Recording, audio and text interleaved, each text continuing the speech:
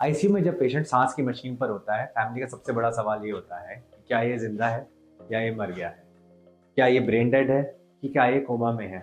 तो ये बेसिक चीज़ों का फ़र्क समझाना कई बार हमारे लिए बड़ा मुश्किल है, तो उस चीज़ को आज मैं आपको सिंप्लीफाई करके समझाता हूँ कि कोमा और ब्रेन डेथ में क्या फ़र्क होता है।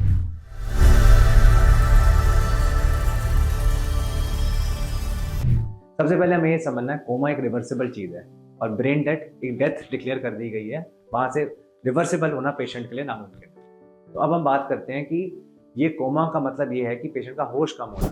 और जब होश कम होता है तो उसमें सबसे इंपॉर्टेंट होता है वेंटिलेटर पे पेशेंट को लेना, क्योंकि जब होश कम होता है तो सांस की नली में और खाने की नली में पेशेंट फर्क नहीं समझ पाता और जो भी हमारी बलगम होती है सारी सांस की नली से जाके निमोनिया करके ऑक्सीजन कम करके डेथ कर सकती है। तो इसलिए पेशेंट को हम समझाते हैं कि जब किसी का होश कम है, सांस में दिक्कत है, तो उसको सांस की मशीन पे लेना पड़ेगा।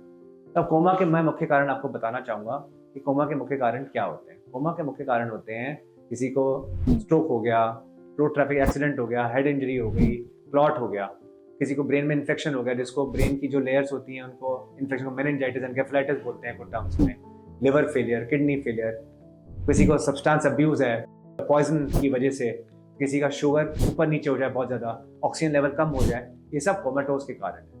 तो ये सब हमें एज अ डॉक्टर ढूंढने पड़ते हैं, उनको ट्रीट करना पड़ता है कि कोमा रिवर्सिबल है और हम वेट करते हैं चीज़ों को बेटर होने का। वहीं अगर दूसरी तरफ बात करें, ब्रेन डेथ में क्या होता है कि जो हमारा जो कॉर्टेक्स जो है, हमारे ब्रेन के दो हिस्से होते हैं, कॉर्टेक्स और ब्रेन स्टेम।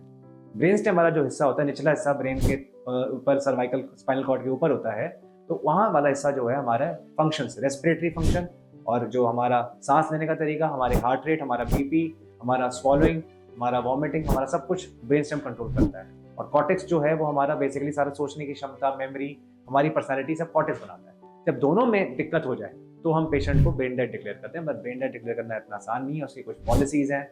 उसकी पॉलिसीज ये होती है कि 4 डॉक्टर आपको चाहिए, एक जो ट्रीटिंग फिजिशियन या जो ट्रीटिंग सर्जन है, साथ में न्यूरोलॉजिस्ट, साथ में ट्रीटिंग क्रिटिकल केयर स्पेशलिस्ट और मेडिकल एडमिनिस्ट्रेशन से एक बंदा। 4 डॉक्टर मल्टीपल टेस्ट करेंगे अलग अलग समय पर आपको बताने के लिए कि पेशेंट ब्रेन डेड है, और brain dead is a legal death. उसके बाद हमें यह बताना होता है कि patient has been legally now certified by 4 doctors at different times to tell you that patient is brain dead. ऐसे कोई रैम्पेंटली आके नहीं बोल सकता कि किसी पेशेंट को ब्रेन डेड। जैसा कि मैंने आपको बताया, क्योंकि ब्रेन के 2 मेजर हिस्से हैं, कॉर्टेक्स और ब्रेन स्टेम, जब दोनों में दिक्कत है तब ये दिक्कत होती है।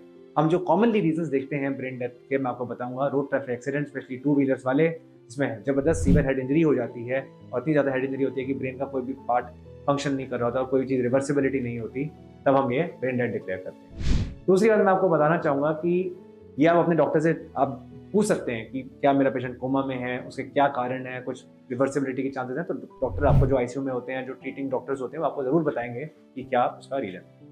दूसरा पॉइंट मैं जो आपको बताना चाहता था, ब्रेन डेथ के बाद जो सबसे इंपॉर्टेंट पॉइंट है जो मैं आपको बताना चाहूँगा, कि हम बात करते हैं ऑर्गन डोनेशन की।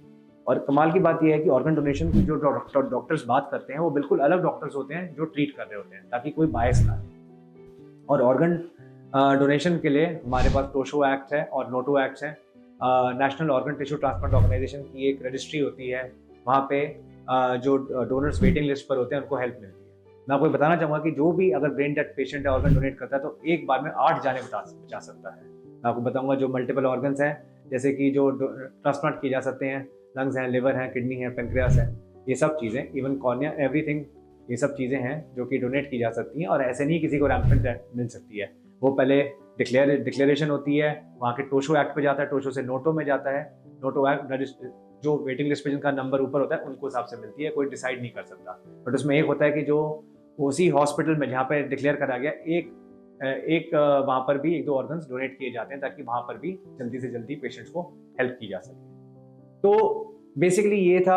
अगर आप भी ऑर्गन डोनेट करना चाहते हैं तो इन नोटो पे जाके रजिस्टर कर सकते हैं। बाई चांस भगवान ना करे आपको कोई तकलीफ हो जाए और ऐसा कुछ हो जाए, तो आपको एटलीस्ट जाते जाते भी आप अपना लोगों की जान बचा सकते हैं। तो ये था सब कुछ ब्रेन डेथ और कोमा से रिलेटेड। अगर इससे रिलेटेड कोई और जानकारी चाहिए तो आप हमें कमेंट सेक्शन में लिख सकते हैं।